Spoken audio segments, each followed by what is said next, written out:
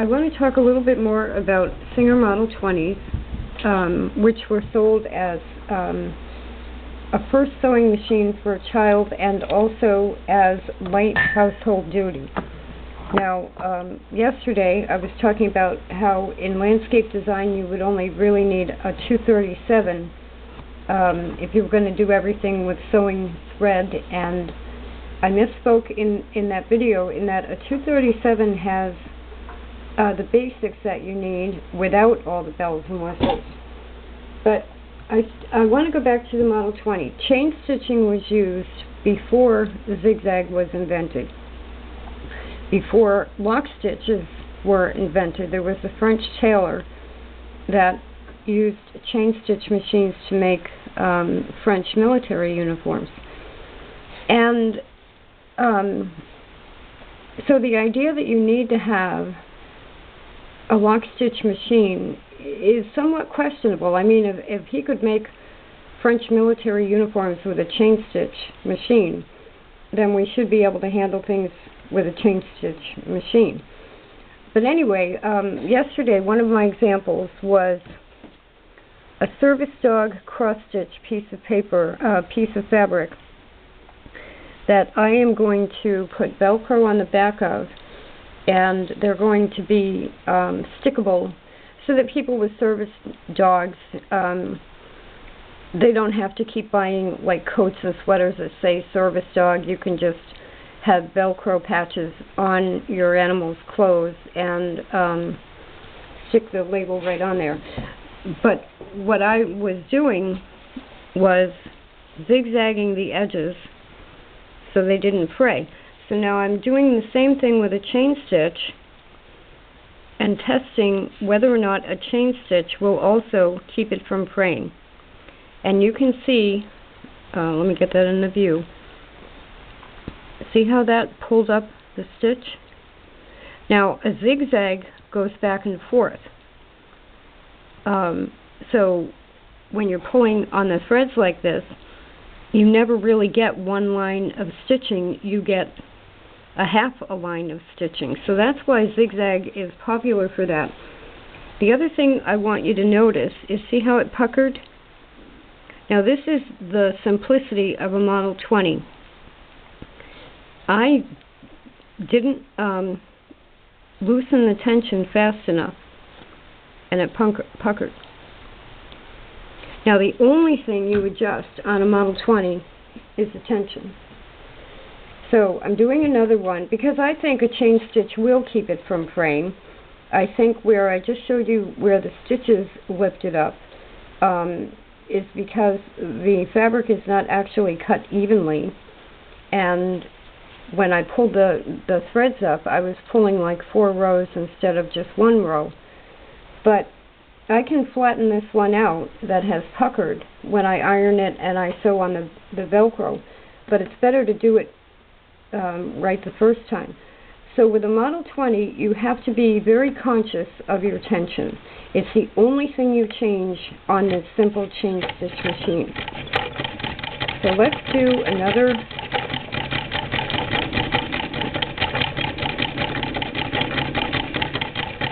one of these little patch things.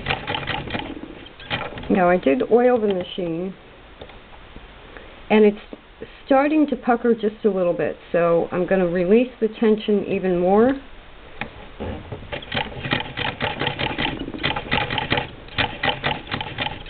And I'm leaving just a little bit more of a border between the edge of the fabric and the stitching than I was doing with zigzag.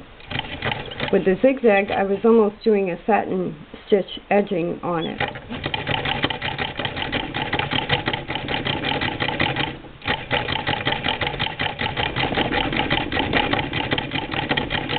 So now I seem to have the tension right, and there's no puckering. And I have about 10 of these to do this with. So now I know, because it's the same fabric and same everything, same thread, I can just go ahead. And so sometimes with the Model 20, I thought I had released the tension far enough, but I hadn't, and I didn't find that out until I actually went around that first one twice. So now let's remove this and try to pull the threads off. The other machine I was thinking of using today is my white treadle from 1891. And again, that one only has straight stitch, no reverse. And the world wasn't invented with zigzag. And people had ways of doing things long before zigzag was invented. So there is the backside, or the chain stitch, of this fabric. And you can see how they're cut unevenly. And I'm just going to pull some threads off. And what I need to know is, as this is used, is that going to stop there? So let's pull another thread from further down and see. But it's not pulling it off the fabric.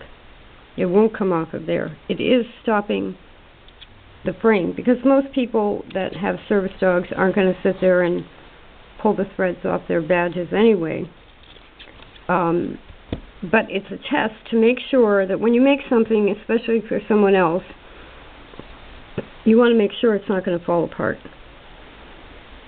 So I can say it would have taken quite a bit to pull that off. Now, if I go and do a second row around this, I can more or less be assured it's not going to come off. Now, this is really interesting with chain stitch, because I've already gone around the other one twice, the one that puckered.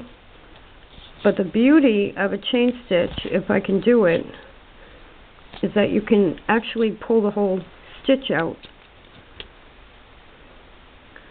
by loosening the loop. You unsecure the last loop that you stitched, and you should be able to pull the whole row out all the way around the fabric, which I have to find where I started and where I ended. So I can probably just easily yank this all out and do it with the correct tension. I'm not going to give up on Model 20s. But it's not because I particularly like the Model 20s, even though I do. It's a simple chain stitch machine that was able to make French military uniforms. A similar machine. His was bigger, and I think it was treadle run. I do have a link for the history of sewing machines where you can see what his machine looked like. But you don't send soldiers out into battle thinking that their clothes are going to fall apart. So that's the main reason I don't want to give up on them, especially since they're so portable. This is on my kitchen table, clamped to the table.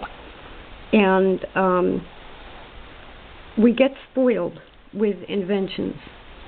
And in this case, I think I'm a little bit spoiled with having a 237 or the other machines I have, where you have the machine doing things for you. Buttonholes are another example. I mean, my grandmother taught me to make buttonholes by hand. So I have to stop and think, oh, wait a minute, the machine can do it. It shouldn't be second nature that we have to do it by hand. It should be second nature that a machine can do it for us. So I just think the simpler the machine, the better. So this is the Model 20, and it's called Stay Stitching an Edge. That doesn't have to be zigzag.